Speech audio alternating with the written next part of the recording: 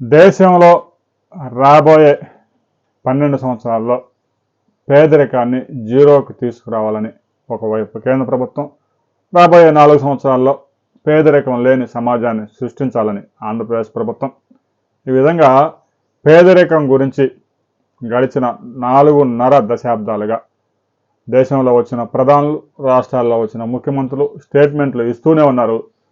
పేదరికం నుంచి కొంతమంది అయితే బయటకు వస్తున్నారు. కానీ 1972లోనే అప్పటి ప్రధాని ఇందిరాగాంధీ గరీబీ హఠావో అంటూ నినాదాలు కూడా ఇచ్చి ఎన్నికల్లోకి వెళ్ళి భారీ విజయం సాధించారు.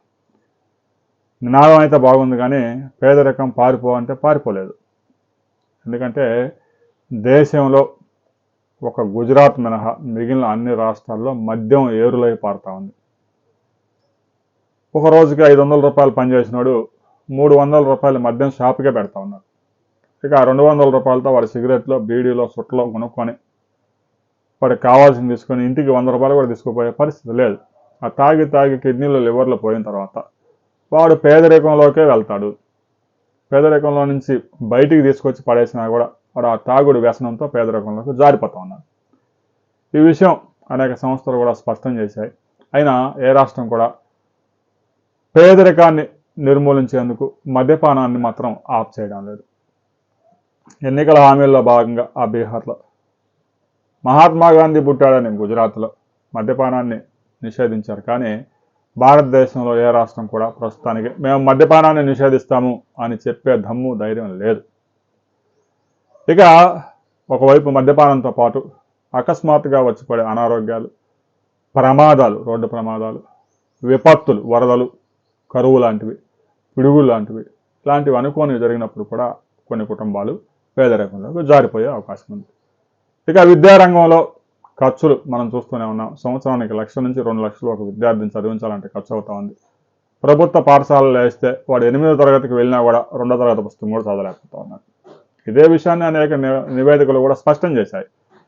ఇలాంటి పరిస్థితుల్లో భారతదేశంలో పేదరికాన్ని పారదోలతాము అంటూ ప్రధానమంత్రులు, ముఖ్యమంత్రులు అనేక స్టేట్మెంట్స్ ఇస్తూనే ఉన్నారు. ఇక అధికారంలోకి రావడానికి ఉచిత పథకాలు నోటికి ఏ వస్తే అవి ఇస్తూనే ఉన్నారు. ముఖ్యంగా దక్షిణాది రాష్ట్రాల్లో ఈ ఉచిత పథకాల బారిన పడి కష్టపడి పనిచేసే వాడే దొరకడం లేదు. ఆంధ్రప్రదేశ్, తెలంగాణలో ఒక డైరీ ఫామ్కి వెళ్ళి చూడండి, బీహార్ వాళ్ళే ఉంటారు. ఆడ 10 గేదెలు ఉంటే బీహార్ వాడు ఉండాల్సింది. అంటే ఇక్కడ పనిచేసే వాళ్ళు లేడు. ఉచిత పథకాలు ఆ విధంగా సోమరిపోతుల్లాగా తయారు చేశాయి అనే విశ్లేషకులు కూడా చెప్తా ఉన్నారు. రాబోయే రోజుల్లో పేదరికం లేని సమాజం సృష్టిస్తా అని చంద్రబాబు నాయుడు చెప్తా ఉన్నాడు.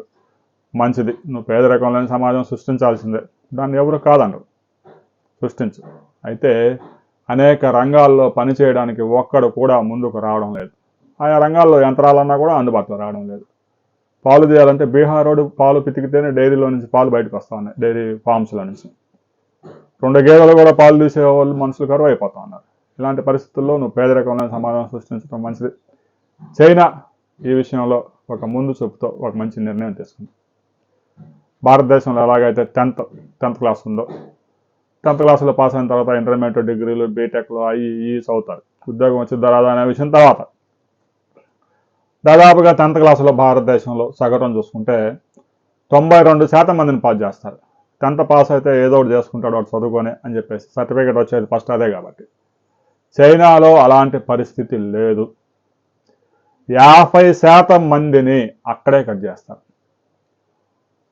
మంచి క్వాలిటీ, మెరిట్ ఉన్న వారిని మాత్రమే ముందుకు పంపిస్తారు ఆ పై చదువులకి.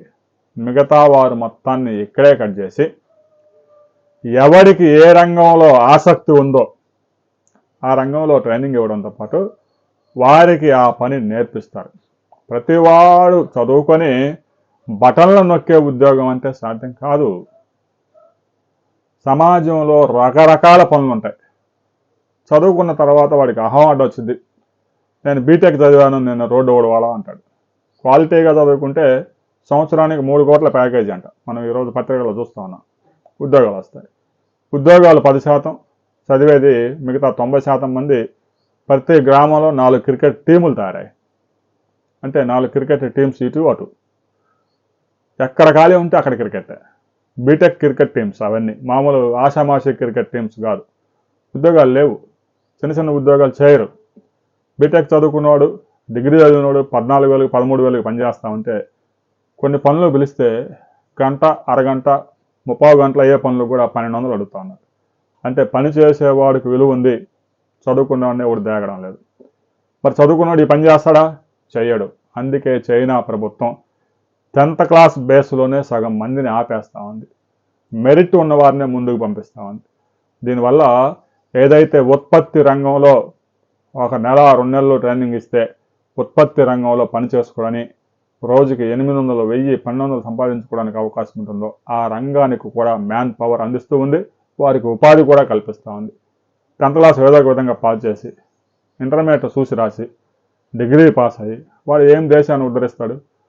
5 సంవత్సరాలు మరలా చదవడానికి 10th క్లాస్ తర్వాత టైం వేస్ట్, మళ్ళీ పీజీ చేస్తే ఇంకా 2 సంవత్సరాలు టైం వేస్ట్, ఉద్యోగం కోసం వెతికి ఇంకొక 8 సంవత్సరాలు వేస్ట్.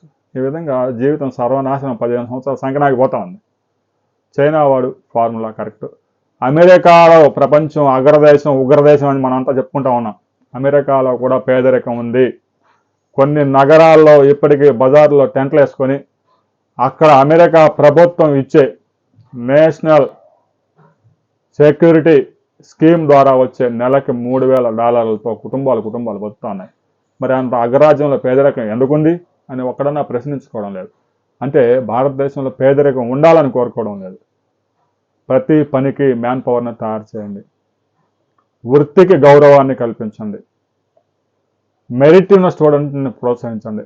మెరిట్లోని వాడికి స్కిల్ డెవలప్మెంట్లో శిక్షణ ఇవ్వండి, ఉపాధి కల్పించండి అని మాత్రమే విజ్ఞప్తి చేస్తున్నాను. దీని మీద మీ అభిప్రాయాలు ప్రతి ఒక్కరూ తెలియజేయండి, కామెంట్ చేయండి, వీడియో నచ్చితే లైక్ చేయండి, షేర్ చేయండి.